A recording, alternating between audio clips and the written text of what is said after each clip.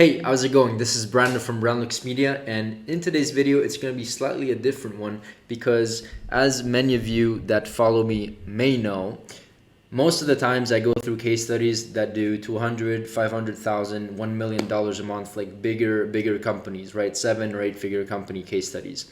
But in this video, I'm going to take it a step back and bring you through a company that we're scaling from 20 to 30 to 40 to $50,000 a month. So kind of like the initial step of product market fit, growing a company from scratch. And the interesting thing about this account is that we initially failed in the first month to work with this client and get results. And the reason why I want to do this video is because I want to show you that it takes time sometimes to get the results, but if you have the right frameworks, you can actually make it work. So in this video, I'm going to show you how we went from like basically spending $2,000, $3,000, $4,000 a month with like less than 1x ROAS to spending to getting to a run rate where we're spending $10,000 almost a month with almost a 3x ROAS. So basically the opposite, right? So with no further ado, let's get right into the video so I can bring you through the details and the strategies. Okay, let's get in.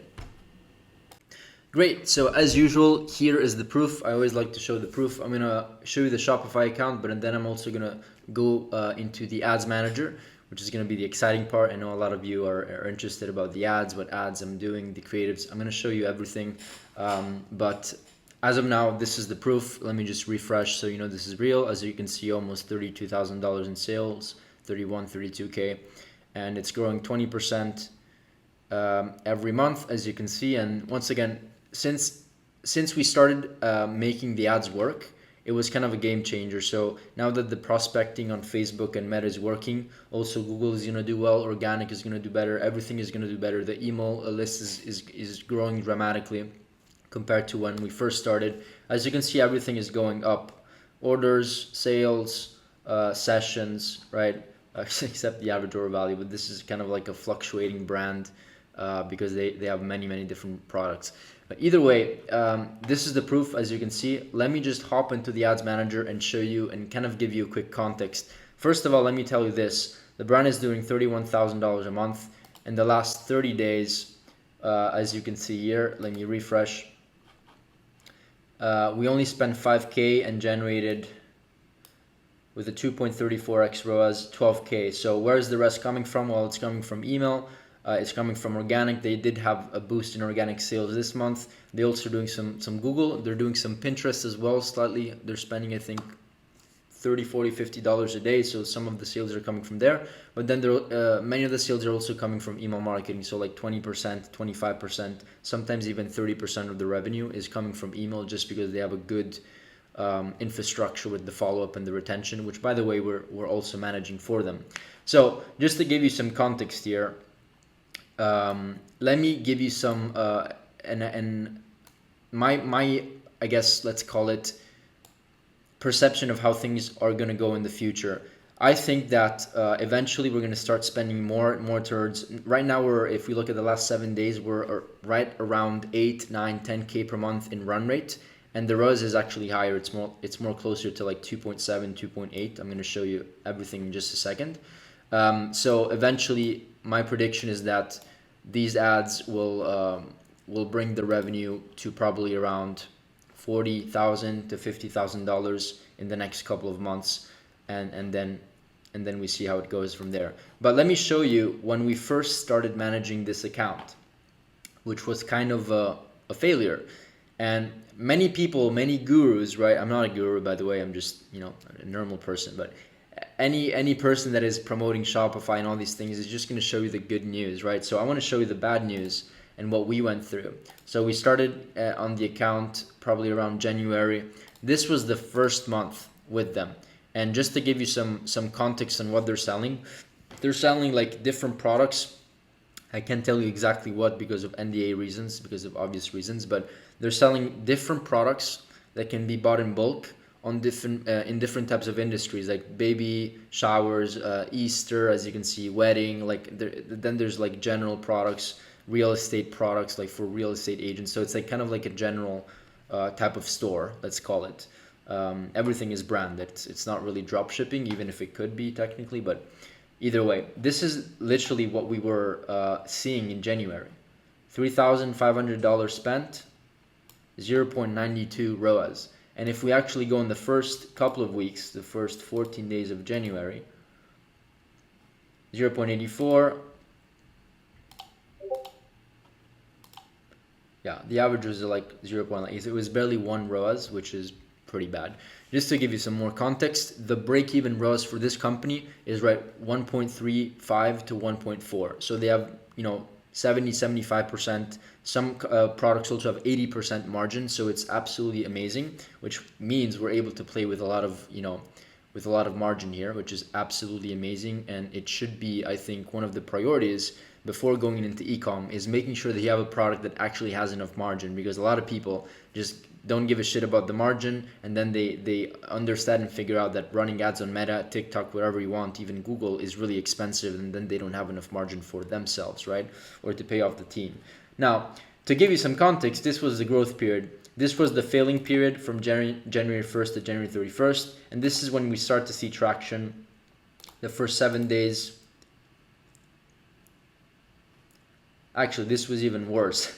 So let me show you maybe another week. Let's see if we move on here. Yeah, so this was one. Let's move on here. Let's see how we're doing in the following weeks. This is where we start to get traction, 2.4. And I think in this, let's see, this other period, 2.7. So we're kind of increasing. I know that the last 14 days is right around 2.7 exactly, and the run rate is around, if we did just take the calculator, 8,765. Let's just do the quick math here to understand what the run rate in revenue is for as of now. So let's do 8,765 divided by 14 days equals 600. Let's say $630 in revenue per day times 30. So this is around the run rate, 19,000, 20,000, whatever, around there. And once again, if we do 20,000 here, then the brand is probably going to make, 40,000, just like the proportions that I showed you before, or more closer to 50,000. So this is what we're seeing right now. Now, let's actually go through the ad account structure. I'm going to bring you through exactly kind of the thought process. This, by the way, is a very raw video, unedited, but I'm just trying to be very simple and just show you the actual ad account with some of the creative structure and why we did something rather than something else, just to give you an understanding of our thought process, right? Which is the most important thing. Don't copy me, understand my framework, which is completely different. So once again, keep in mind as I'm going through this, that the ad account is still in development phase, right? So we're not scaling yet. Right, we are starting to scale. We're starting to increase budgets here and there with ABOs, CBOs. Like, I'm going to talk about what we're doing and what the plan is. But this is still a fresh account. In January, we're doing less than 1, and now we're seeing a situation where we're almost at 3, and this is extremely profitable for them. Now, let's go over the foundation that we created for this account and why things are starting to work. Okay, so first of all, part of the reason is also, in my opinion, seasonality. Look, like for example, weddings. We know that weddings in January or December or like in the winter are typically not the best season. So for example, it's not only about the ad account structure, it's also about choosing the right product with the right season and creating a perfect offer that matches the combination of everything, right? So the wedding was doing really well. We're starting to make the baby showers work. Our goal with this account is to find the right products based on the season, right? So that whenever the season comes, maybe the first 3 months of the year, we're going to push one product. The last 3 months of the year, we're going to push another product, right? So this is kind of the approach that we're taking for this client, and which is the reason why it took a little longer than expected was because we were figuring these things out as well. So this is a general creative testing where we're testing, let me see. And by the way, I'm not even managing this account. This is my head of performance. My media buyers are managing this account. So this is not the first time me seeing this account, but it's, I'm not managing it. So I have to go through this with you at the same time, just to be fully transparent with you. So yeah, so this was like a general campaign where we tested multiple, we tested one specific product. As you see, you have different carousels. Yeah, we have different interests that we're working. This one is killing it. This is absolutely killing it with a 10x ROAS in the last 14 days. And by the way, I'm showing you the last 14 days because they're kind of the most relevant, which is where it started to pick up. But what we did here, very simple. We had some interest stacking with business owners for this particular product. And then what we did over here is that we're just testing 2 carousels. Don't ask me why, but we've also tested other things in the past with this type of product, and the carousels are just killing it. Look, this carousel with hook number 1 is generating over 16 ROAS, which is absolutely insane. So what we're probably gonna do eventually is still give it some budget because it's still low budget and only spent $80 and $54, but eventually we're gonna keep this and test another hook. And by the way, as I'm going through these things, make sure that you understand that this is where also part of the magic happens, right? You can be the best media buyer in the world, but if you don't actually test different types of angles, different types of hooks, different types of image types like carousels, images, right? Or not images types, I mean ad creative types like carousels, DPA campaigns with carousels, or image ads or video ads or GIFs, right? There's so many different things that you can do in so many different approaches, right? So in this example, the carousel was really working well and with 2 different hooks. Hook number 1 completely crushed over hook number 2. So once again, we're gonna probably take this away. It is profitable for us. I mean, 1.85 is still profitable for us, but if we can find better audiences better creatives, then we will do that. And these other creatives didn't work, and so we just decided to shut them off. As you can see, we started with $8, $10, and now we're scaling to $15 a day, and eventually we're gonna probably scale by like 10% a day, or I don't know what my media buyer is doing, but probably that's around the number that he's gonna do. Now this is just for wedding, so these are ABO campaigns. We like to test, as you can see, creative testing for ABO. We want to the goal of this is to find winning interests combined with winning creatives, so that we can get both the best winning interests and the best winning creatives and put them into another type of campaign, which allows us to scale even further. Now, these are off, but we eventually tested different engagement stacks. What is an engagement stack? Don't worry, it's not like ad engagement. It's just like people are getting engaged. So it's essentially like people that are eventually getting married, or Facebook recognizes that they're looking maybe at wedding pages or wedding websites or whatever. And so we just basically stacked multiple variations. As you can see, this is like 1 out of 10, or like this is actually the date, I think, but they're all different engagement stacks. They're essentially different interests. And what we wanted to do here is test different interests with different UGC creators. So why did we start working with UGC creators? Well, because they work. Simply because of that. Once we find something that works, we invest into UGC creatives, and then we start testing them. So in this example, in the last 14 days, we spent $624 with a 3.44 ROAS. Once again, this engagement stack with UGC creator Kelsey, she's the UGC creator, edited by Stefan, one of my my editors, is killing it. Is completely outperforming every other ad. And so we're getting 10 purchases with a 10 ROAS. And so this is probably going to be an interest that we're going to get in scale. So we start with, I think, $7, we went to 10, now we're going to 20, then we're going to go to 30, and so on and so forth. This is probably going to be an interest that we're going to put into another CBO campaign to see if it works. But just to give you an understanding of how we're testing this, we go over here in the ads, and we're doing Kelsey with 3 different hooks or variations. I'm not sure if it's hooks or like different storyboards. It's just one of the 2. It doesn't really matter as long as you test different variations. So variation number 1 completely crushed the other variations compared to 2 and 3. If we look at the last 30 days, let's see how they were doing. If we can see that. Yeah, so I just went on and did maximum here. But yeah, so as you can see, they didn't even spend a lot. If Facebook doesn't spend, chances are it's not going to be a winning creative. Sometimes we do want to isolate creatives just to give it a chance alone, right? So we isolate it. Sometimes it works because it's just a good creative, and Facebook It's not that Facebook didn't did a mistake, but it's just prioritizing the right ads, right? But in this scenario, we basically got 0 sales, completely, like zero, absolutely 0 sales. It is still low spend, don't get me wrong, but we did get several clicks here, for example. But so it's getting 0 sales. If you go in the last 14 days, let me just go back to the date. This is killing it. And so what are we going to do now? We're going to keep on working with this amazing Kelsey creator, and we're going to ask her to do different variations of the same exact ad, or maybe test multiple different hooks, but maybe similar hooks, right? Or similar storyboards. Or we find similar creators to Kelsey, right? With the same storyboard or the same hook, right? So this is how you scale concepts. Now, I don't want to rant too much here, but you get my point. Good. And so these other stacks or interests, we're still in the testing phase. Some of them, this is profitable, but it's not really too profitable. This is actually not profitable. So we're going to see what we're going to do with it in the next couple of days, perhaps.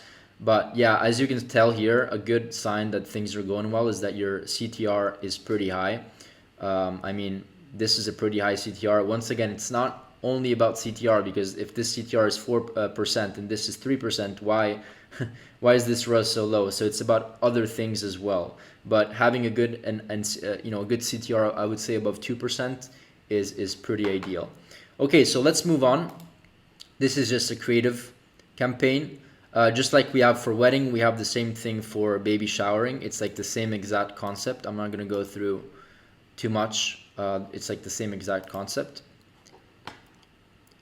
And let's just move on to the other types of campaigns that we have active in this account. So we went through general, we went through the wedding creative testing. Now we have wedding, right? Same niche, interest stack, and this is a CBO campaign.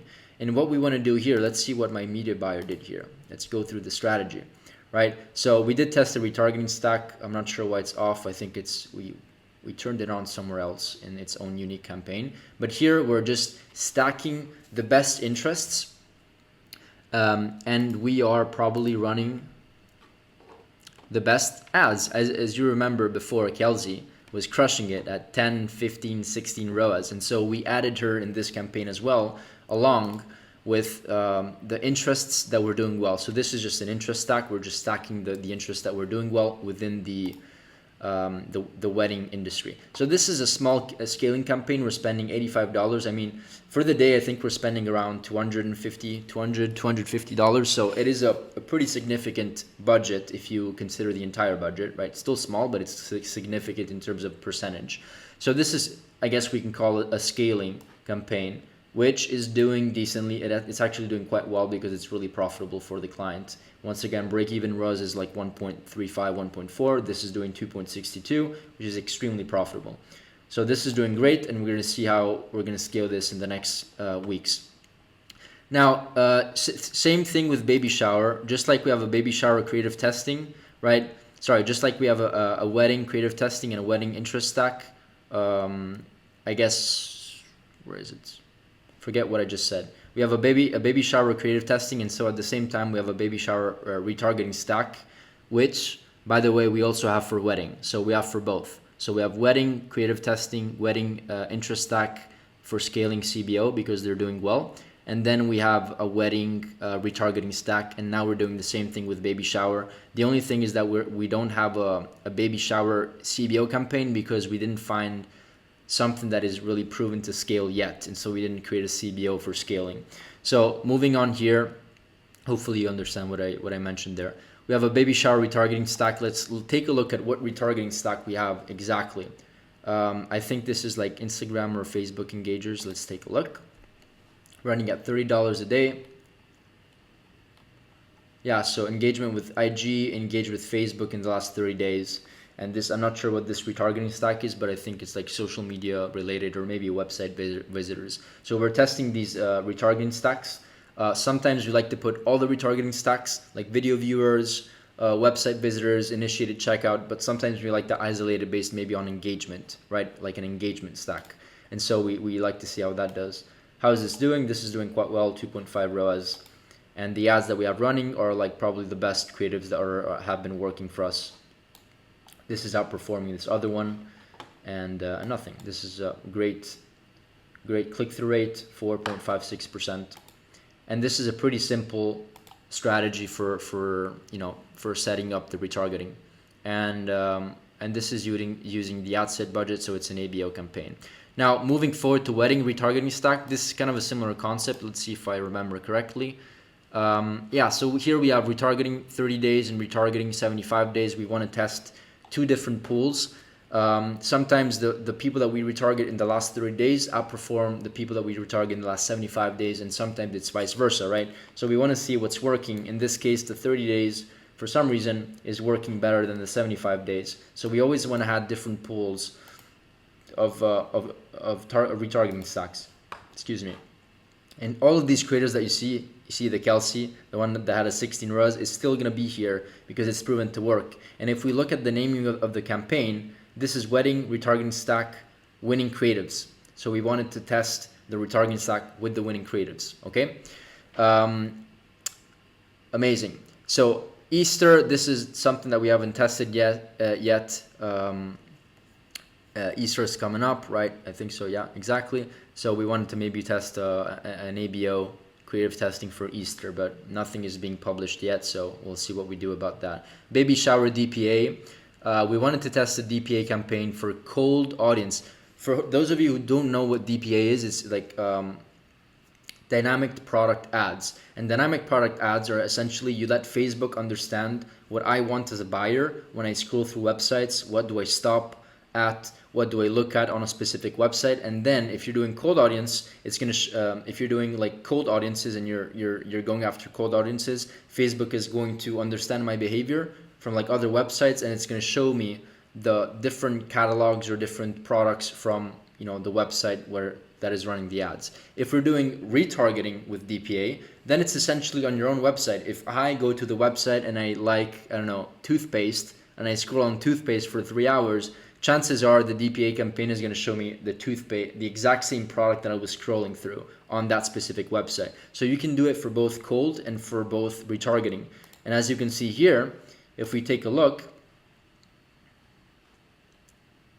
baby shower interest, DPA, it's an interest. It's not a retargeting stack. Yeah, baby shower, children and parenting, whatever. How is it doing? It's not doing very well. Okay. Oh, one thing that I want to mention that is really, really important is that in the cold audiences, okay, let me actually go through this because it's really, really, really important. With the cold audiences, for example, this, remember to exclude retargeting audiences, because what Facebook is going to do is that they will do whatever it takes to get you as many sales as possible, which also means retargeting. And sometimes they don't even tell you. Even if you do interest-based targeting and you don't exclude your retargeting audience, Facebook will actually retarget for you. So what we do here is that, where is this? Yeah, so we used saved audiences, and in this case, we excluded people that viewed content in the last 180 days and that purchased in the last 180 days, so that we're 100%, 1000% sure that the people that are seeing the ad are 100% cold audiences, which is the entire point of a creative testing campaign or a testing campaign in the initial phases. And then we have interest with engagement. This is why it's called engagement stack, because all of these marriage proposal, relationship status, all these things are being stacked all together. It's an engagement stack. But remember to exclude your retargeting audiences or your current customers. I just wanted to mention that part. Okay, I think we're pretty much done here. This is the structure. What are going to be the next steps for this client? As you can see here, we're spending 3.224. We're probably going to end up spending $10,000 a month in a couple of weeks or more, maybe 12 or 15,000, as long as the returns make sense. And right now we're seeing amazing returns. This is extremely profitable for the client, and we can't wait to scale this. And what are we going to do moving forward? We're going to add more CBO campaigns. We're going to increase budgets here. We're going to add interests to this CBO campaign and winning creatives to make sure that we give it more opportunities and more of a chance. And then we're also going to get the best creatives and put them into an ACS campaign, an advantage shopping plus campaign, because it's probably one of the best campaigns to scale when it comes to creatives. So we want to get the best creatives, right? We don't really have a lot of control with the ACS or the Advantage Shopping Plus campaign. We have control over the creative and the budget. And pretty much that's all we have to control over. But it works really, really well when you have Facebook do its thing. It's a great campaign. So once again, those are going to be our next steps. Just put everything into more CBOs, test other CBOs for scaling purposes, and then the ACS, and then we see what we're going to do from there. At the same time, the creative testing here, it's called creative testing, but if it's working, we're still going to scale in these campaigns, right? Just like in this scenario. We're spending a little bit more on this one, and we're going to probably bump it up to $30, $40, $50 if it keeps getting a 10x ROAS. Either way, I know this video was maybe kind of long and it was kind of raw, but I wanted to make it raw because I want to open up the account, tell you what I think, give you all the strategies, understand what our framework is, and hopefully you can do the same for your own brand or your own dropshipping company or whatever you're doing. Okay, so hopefully this video was helpful. Let me know if you have questions down below, and as usual, see you in the next one.